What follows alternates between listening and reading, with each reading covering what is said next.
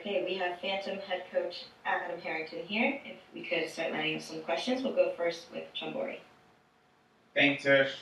Coach Harrington, two questions. What is your team's biggest strengths heading into the season? And then my second question is, you've obviously spent time coaching Kevin Durant and working on his game. I wanted to say, are there any comparisons you feel like working with someone like him and the unicorn and Satu Sabali, who is also a versatile player? Yeah, great questions. The first thing that comes to mind is shooting. I mean, we are filled with shooters, so I would layer that with just IQ, and that was something I was even looking for, to coach. But we shoot the heck out of the basketball, and they are high-level IQ players, so it's a lot of obviously there's a lot of space to play with. We're going to play with pace, but having that shooting and that IQ to know whether you're pulling over or to keep movement, the constant state of movement, we've done a really good job here the first week. Oh yeah, and then with Kevin, obviously, yeah, it's been almost 12 years with KD, and right away Satu came to me, and it's another ironic or another really cool connection is she's close with Dirk Nowitzki from her time in Dallas, and a lot of my stuff stems from Dirk and Holger Geschwinder, the legendary longtime trainer over in Germany, and that's how my relationship started with Kevin, and now it's cool to see how small of a world it is. But yeah, it's been awesome. I mean, Satu has been spending a lot of extra time with me, and her footwork already has gotten a lot better, path to the ball, getting to her shot in a bunch of different creative ways. And that's initially when I started with Kevin. It was like, obviously, there's such elite players already, but it was like, how do we shift? Pat Beverly's getting the ball here, things like that. And so staying with Satu of different ways, one to draw fouls, but to get her shot off. So it's been a lot of fun. Thank you, Coach. You got it. Eric? Coach, appreciate your time. I wanted to ask you just about the dynamic that is BG and Natasha Cloud, because they play together in the Mercury, a building that you're currently in as well, working with Kevin Durant in Phoenix. So how easy was it for you to kind of get acclimated to their style of play and then incorporate what you're trying to accomplish? Yeah, I mean, it helps a lot. Like I said, a lot of this becomes read and reactive instinctively. We're going to put them in actions kind of sets, and from there's a ton of different reads at it. Obviously, you'll really quick, same width, 70 feet long, so there's a lot of space. Things come upon you fast, but Tasha and BG already having that connection has helped us a ton. In pick and roll or just knowing the communication and stuff, and then obviously when they have that prior relationship, the vibe, the excitement, the energy, they're both high energy, very fun players, so they've helped a ton. But just them two being on the same page and reading, reacting, and then they're having conversations. Tasha's been incredible as far as being a leader, pointing offensively and defensively. So our biggest thing on both ends of the floor is going to be communication, and them already having that kind of terminology, language, and connection has really just put us a couple steps ahead than where we thought we would be, after 4 or 5 practices. And then as a follow-up, talk to me about Sabrina, because we know what she is capable of from beyond the arc. How much is that going to play in your makeup with the rest of the team? Yeah, we all have the freedom to shoot. We're all here. It's essentially, to me, player development is 365 days a year. This league is a continuation of their season, and they're all here to get better and play with their strengths, but also work on their weaknesses. So shooting will be the number one thing. But same thing with Sabrina. The challenge is how many different ways can she get to a shot? She is such an elite shooter. Marina is such an elite shooter. Tasha is shooting the ball incredible. Katie Lou, incredible. Satu, we've been working with her footwork, shooting it really well right now. BG has made shots, from the corner and the break. So they're going to have that freedom to play, and then from there you're playing out of those closeouts. So think of even Marina and Sabrina, like now, when they close that space, what's that next move? Can you play with another player? Can you drive that closeout? And then you're learning real quick a lot of times when you get run off the three-point line, like you're wide open for a pull-up, you're wide open for your mid-range, you're wide open to the basket. So them seeing and having to make those quick decisions, I really think will help them when the W season comes. Thank you, Coach. Kevin? Thank you, Tish, and again, thank you, Coach, for speaking with us. Just a quick question for you regarding the dimensions of the court. I talked about this with Coach Wade just earlier.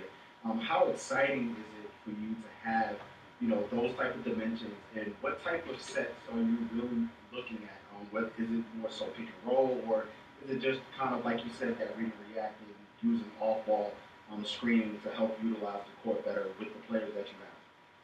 Yeah, the dimensions are amazing. I will tell you guys now, looking dead in this camera, like it is exciting. It's really fast paced. It changes in quickly, so there's a lot of high speed actions. So it's fun. It did take them some time getting used to spacing. Like you're a few steps up and you're inside the 3-point line. So even just figuring that out. We want to shoot a ton of threes. So now we're working on like catching it when we're in there, how do we get up, how do we get back to the three. I mean, we want to stretch that defense and then be able to play in space. A lot of the actions, obviously I spend a lot of time in the NBA, but they're simple, pistol, delay, things like that, constant movement, post, splits, wide action where we're hitting away, you can touch it back and play. Ultimately, like we talked about, I want to be the best communication team on both ends of the floor, and they can just read and react. Obviously, on misses or turnovers, we're just flowing and playing. 18-second shot clock, full 12-second reset, so things will move fast. So they have the freedom, but then they kind of know as they're flowing, we kind of have triggers. So if it's in certain spacing, a lot of the positions are interchangeable. To be honest, BG won't bring it up a ton of times, but she knows she can be off the ball, she can be the screener. And with three people, there's a lot of, you're either handling the ball, you're screening, or you're getting screened. And same defensively, you're either guarding the ball, you're guarding the screener, or you're getting screened. So it allows us to have a lot of creativity, but I want them to instinctively read and react very quickly as the season goes on, whether they go under, whether they switch, whether they stay with their own. So in every practice, we're getting better and better, and that communication better, but they're starting to learn, each other's tendencies. Thanks, Coach. Yep. Tariq? Hey, Coach, is there anything personally that you would like to take away from the season or from this experience?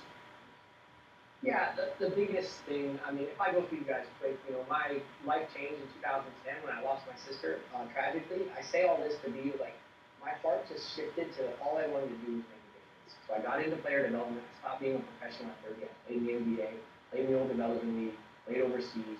I just became obsessed with making a difference. If I were to leave planet Earth tomorrow, what was my impact? What was my legacy? What was the difference I made?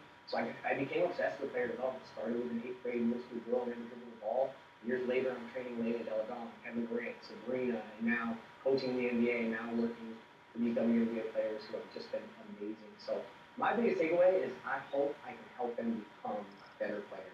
For me personally, what an incredible experience to learn on coaching, to learn managing people, relationships, helping them find a routine that brings out the best in them. So I'm excited. I know I'm around amazing coaches here, both head coaches, assistants, personnel, the front office, everything. So I know I'm going to lead with this coaching experience. But my ultimate goal is that whether it's the obviously the 6 players on my team, but anybody that I come in contact with, that I'm able to help them in some small way. Right there. Thank you. Nikias? Go ahead. I'm just talking shit, but they're in the living room. One, like, how much scheme versatility can really be tapped into in a 3v3 setting, and kind of how do you balance more aggressive coverages in light of that you are still having to run up and down the floor for the team? Yeah, in an ideal world, you'd be like, hey, we're going to guard everything this way, and this is the personnel, but it moves so fast that you're going to be in a ton of cross matchups. We'll have our initial matchups from when the jump ball goes, but immediately it starts moving fast. So I think at the end of the day, knowing the other players' tendencies, and obviously my team, they know the whole league, and then communication covers up a lot of that. You know what I mean? And there'll be mistakes, but it's, I'm thinking, well, can we be involved in physical at the point of contact? Can we communicate the screen? We have our kind of thing, if we get in trouble, who's calling what, who's calling the switch, things like that. We have a couple of, principles we have, but after that, I'm giving them the freedom. Tasha has taken an incredible role. She's an incredible defender, very versatile, can guard from bigs to smalls, but her communication has been really good. And the biggest thing is she's got to sprint back and work it out. Transition defense are the same, but it's a little different. Sometimes you're protecting the basket and stopping the ball at the same time. You know what I mean? So you're still, yes, protect the basket, stop the ball, find what's dangerous. So, but we've done a pretty good job. It'll be interesting tonight, having a preseason game, but yeah, we're excited, but it's I think communication and then knowing personnel covers up a lot of the things because we're moving so fast. Gotcha. And then just quickly bounce off there, as you are in the NBA world, I'm sure you have heard or had conversations about quote unquote soft switching and some of the frustration that people may have with that. Do you have those conversations with players, especially in this 3-on-3 setting where we don't just want to give this up, keep it in front? What are some of the, I guess you can't get into specific rules, but how do you kind of take It's great. Like, I mean, obviously, I think that, to be honest, a lot of this league will be switching and going under, and you know what I mean, because of how fast it moves and things like that. But and we worked on. I am a stickler on that. I love contact switching. You know, bringing in them there, maintaining physicality, allowed to give a little push at the end to help them either get under, over, or just have that screener be that 1 foot further away from the basket. You know, there's a lot of things, and we've done a pretty good job. And then same thing, you know who you're switching on. Are they a shooter? Switch up. If they're not, you can absorb it a little bit. So that comes back to that personnel, that communication. So it's exciting, and switching can be a really good defense. And then the flip side, offensively, we know we're going to play against a lot of switches. So how do we attack that? I think you'll see a lot of quick slips to the basket, quick flips out to space. There'll be a lot of open side stuff. So it is going to be hard. You know what I mean? And that's where we almost flip it. We want to be so good offensively that we take advantage of all that stuff. But yeah, it's been a fun challenge, and I think we'll get some good footage and clips to really study in these next few days. Yeah, thank you. Any other questions for Coach? Okay, thank you so much. Thanks, guys. Happy New Year to everybody.